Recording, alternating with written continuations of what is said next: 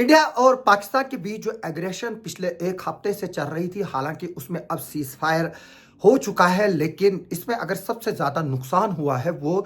LOC पर और international border पर रहने वाले लोगों का हुआ है। और ख़ास तौर पर जम्मू कश्मीर के जो लोग हैं, जो बॉर्डर्स पर पिछले 30-35 सालों से पाकिस्तान की फायरिंग और शेलिंग को झेल रहे हैं, उनको हुआ है। लेकिन अब क्योंकि सीज फायर हो चुका है, इसमें सबसे बड़ी एडवाइजरी ये है कि जो लोग घरों से इस वक्त जो है वो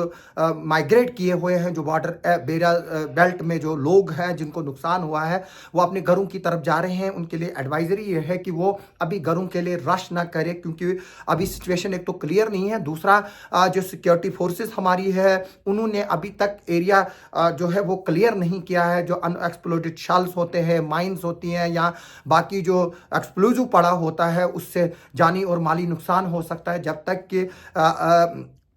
उस एरिया को क्लियर ना किया जाए, जिन लोगों के घर हिट हुए हैं या जिनके आसपास कोई बिल्डिंग हिट हुई है, वो उसको पहले जो सिक्योरिटी फोर्सेस है, पुलिस से है, उसको सैनिटाइज कराए, ताकि वहाँ पर कोई एक्सप्लोजिव जो है वो एक्सप्लोडेड ना हो। और अगर इस तरह की चीज़ें होंगी तो उनको जो है वो जो बम डिस्पोजल स्क्वाड है, या जो हमारी जो है एक्सप्लोजिव डिस्पोजल स्क्वाड्स है, आर्मी के हैं, बीएसएफ के हैं या पुलिस के हैं, वो उसको जो है एक प्रॉपर एसओपीज के तहत जो है वो उसको डिस्पोज आप करेंगे। तो उसके बाद ही, जब तक क्लियरेंस नहीं मिलेगी तो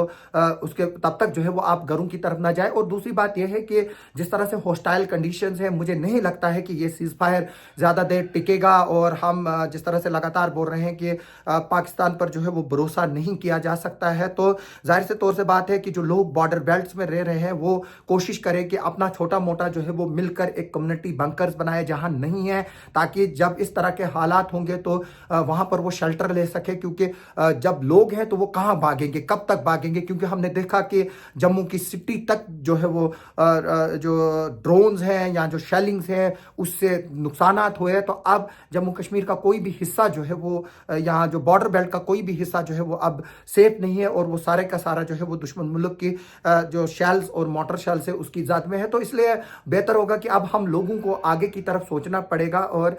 हमें जो है वो यहाँ पर अब परमानेंट शेल्टर अंडरग्राउंड बनाने की ज़रूरत है, ताकि कल को अगर इस तरह की हॉस्टिलिटी कंडीशंस होती है तो उसको जो है वो देखा जाएगा। क्योंकि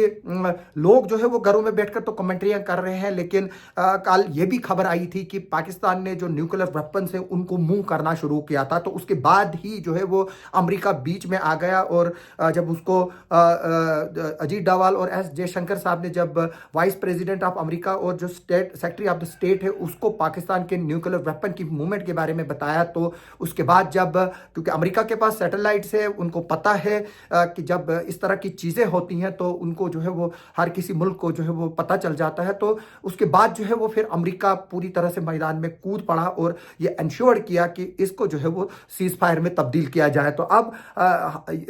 आगे देखना है कि क्या ये सीज फायर मेंटेन करेगा, तो क्या आगे चलकर जो है वो न्यूक्लियर डॉक्ट्राइन को जो है वो काबू में किया जाएगा कि नहीं किया जाएगा। क्योंकि पाकिस्तान जो है वो हमेशा एक थ्रेट देता है जो न्यूक्लियर वेपन का इस्तेमाल करने का जो उसके पास है, क्योंकि पाकिस्तान में इस वक्त गवर्नमेंट का नहीं, पूरा का पूरा आर्मी का कंट्रोल है, और जो गवर्नमेंट वहां पर है वो क्या है, किस तरह की है, वो आप सब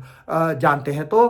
इसलिए जो है वो अब हमें एसओपीज को फॉलो करने की जरूरत है, और आगे चलकर हमें तैयार भी रहना है इस तरह की इवेंचुअलिटीज के लिए, नहीं बल्कि इससे बड़ी भी इवेंचुअलिटीज हमारे लिए हो सकती है। तो इसलिए हमें अपने घरों में बंकर्स बनाने की जो है वो जरूरत है, और गवर्नमेंट को भी चाहिए कि वो इसके बारे में कैंप्स करे, इसके बारे में लोगों को अवेयर करे। पहले ये बॉर्डर बेल्ट्स में अवेयर किया जाता था, लेकिन अब जिस तरह से किश्तवाड़ डोडा डिस्ट्रिक्ट जैसे हैं, या जो दूर दराज के जो हमारे इलाके हैं जो बॉर्डर पर नहीं हुए,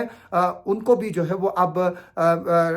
यहाँ पर जो है वो अवेयरनेस कैंप करने की ज़रूरत है, ताकि लोगों को समझाया जाए कि जब इस तरह के हालात होंगे वो उस वक्त क्या करना है, अंडरग्राउंड बंकर्स किस तरह से बनाए जाएंगे, कम्युनिटी बंकर्स किस तरह से बनाए जाएंगे। तो उसके बारे में भी जो है वो यहाँ पर भी जो है वो कैंप्स करें और लोगों को जानकारी दें। हमारी एक बार फिर से लोगों से रिक्वेस्ट है कि वो अपने घरों की तरफ रश अप ना करें, वो जहां पर सेफर प्लेसेस पे है अभी वहीं रहे, जब तक कि कोई पूरी तरह से जो है वो एक